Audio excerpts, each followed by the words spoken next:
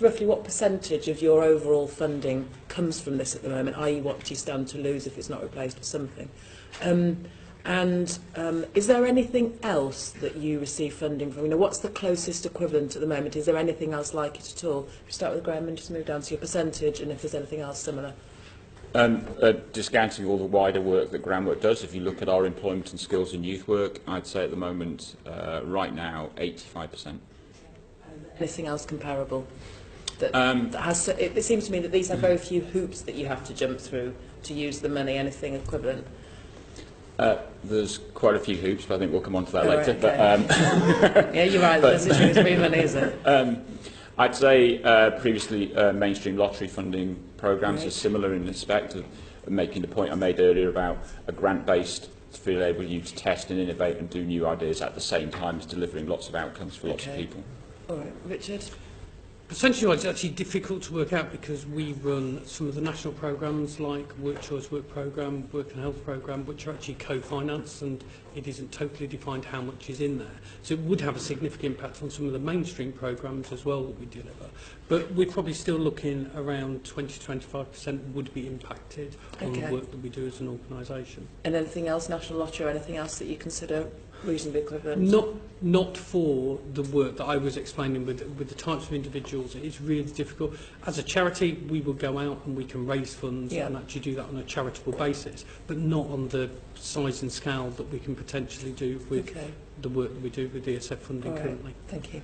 And Steve?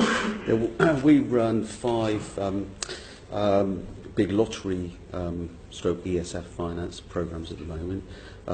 2 DWP co-finance ESF programmes, alongside our Work and Health programme and alongside Work Choice.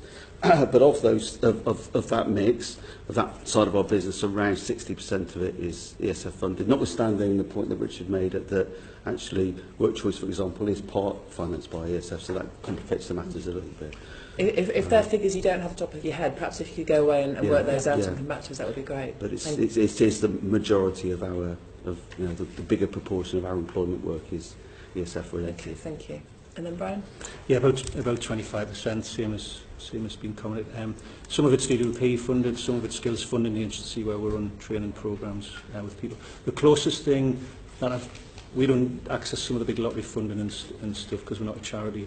The closest thing probably we've delivered in the past that was kind of ESF, like an ESF programme, was a working neighbourhoods pilot programme that we ran a few years ago. That was DWP funded up in Parkhead in Glasgow, which is very flexible and family oriented. You work with families and communities and stuff, but nothing else now.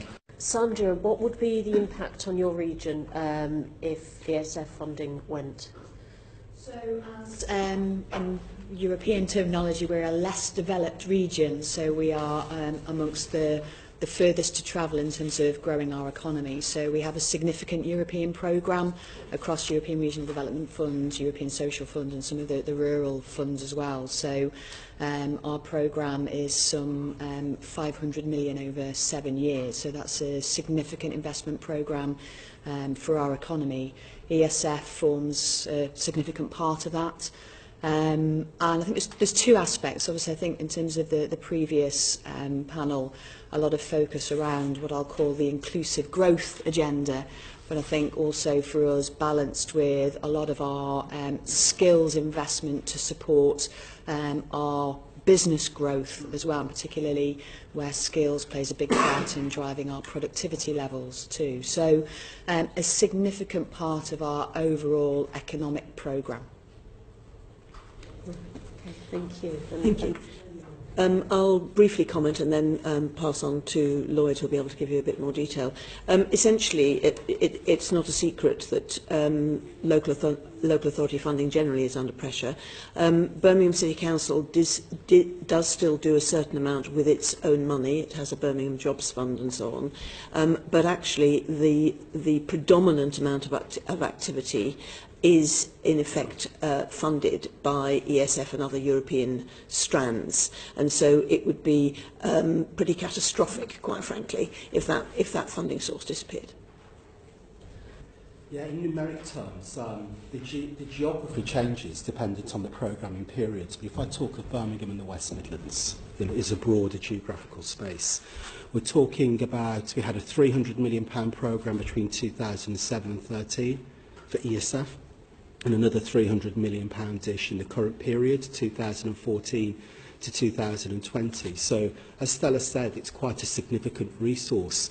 And you asked the question in the earlier session about what sort of percentage. We're talking 85% plus that is dependent on ESF type provision. And we can give you sort of background data after this committee hearing if you're looking for figures and statistics. But just as a sense, in the 2007 to 13 programme, because the current one's still live, so I can't give you statistics for the current one, but we're talking over 60,000 people were in work after leaving ESF support. Nearly 50,000 went into education, training or employment. Nearly 24,000 gaining basic skills. So we're talking quite significant numbers of individuals that have received the sort of intensive training and support that the colleagues in the earlier panel talked about. And if I can just add that, so similar in terms of around 80-85%, and in that same period, so again we've got the numbers for particularly the 2007-13 programme, out of a total workforce of 250,000 in Cornwall-Scilly, 114,000 received some form of skills training in Cornwall-Scilly between 2007 and 13.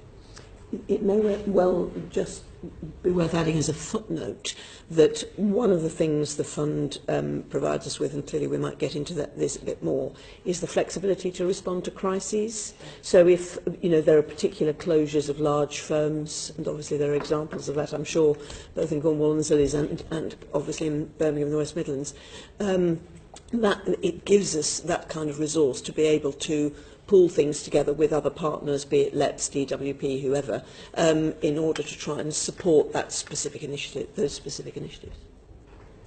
Do you have any sort of sense of what would happen without such, what the impact would be without those sort of throughputs and support? Yeah, I can give you a real example actually. It's a few years ago now, but in the context of the recent Carillion crises, I think the older example gave an insight as to what ESF could do. Back in 2005, MG Rover collapsed in Birmingham with 6,000 people losing their jobs. At that time, we created a Rover task force, which was fundamentally supported through, in the main, ESF resources to enable us to retrain and replace those 6,000 people into other forms of employment.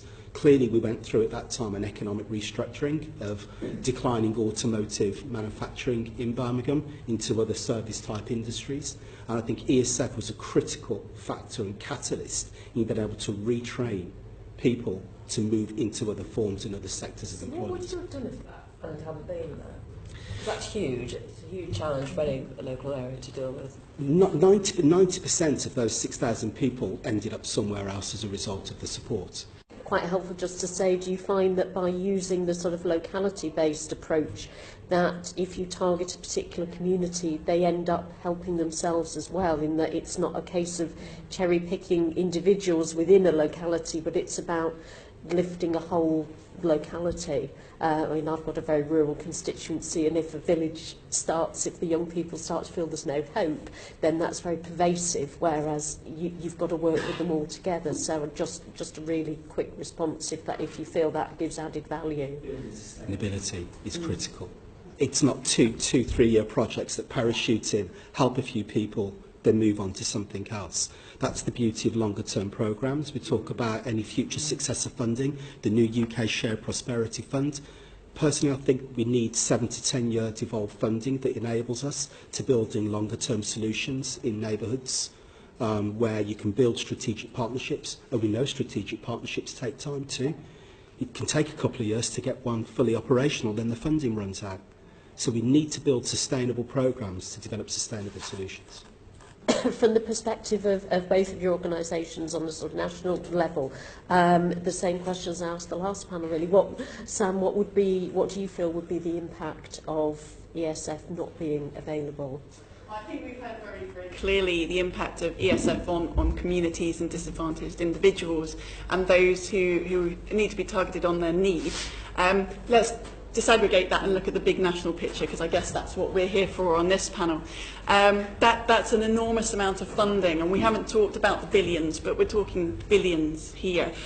So 2007 to 13, from the EU funds, there was 4.47 billion euros given to the UK, which was matched by organisations in the UK to make 8.6 billion euros over that period of time. So we are talking very, very big numbers here. I think when you look at the DWP stats on what does that really mean, what does that turn into, May 2015, it's 521,000 unemployed or inactive people were into work. That was 533,000 disadvantaged young people into education, training or work.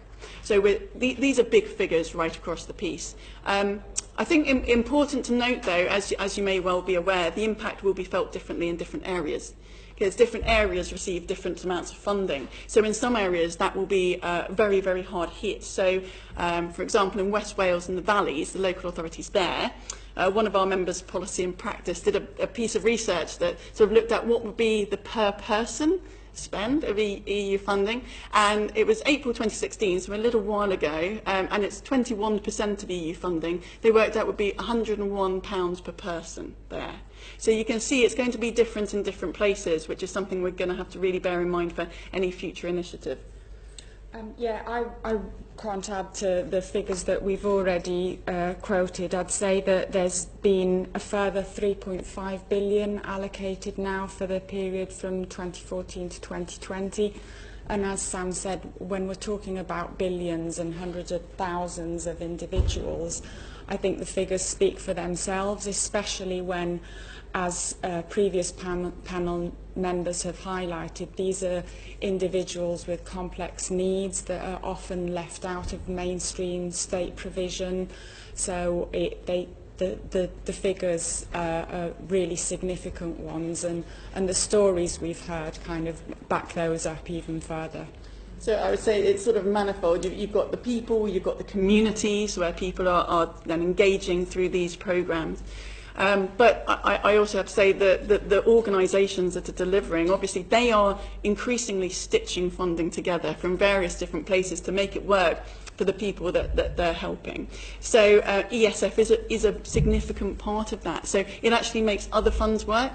So it underpins other money. So organisations, like you heard, can actually use the ESF to then say, OK, we've got this here, we can build on it, and they can talk to employers. So the figures are huge, but it's actually even bigger than that if you think about the other funding that it underpins.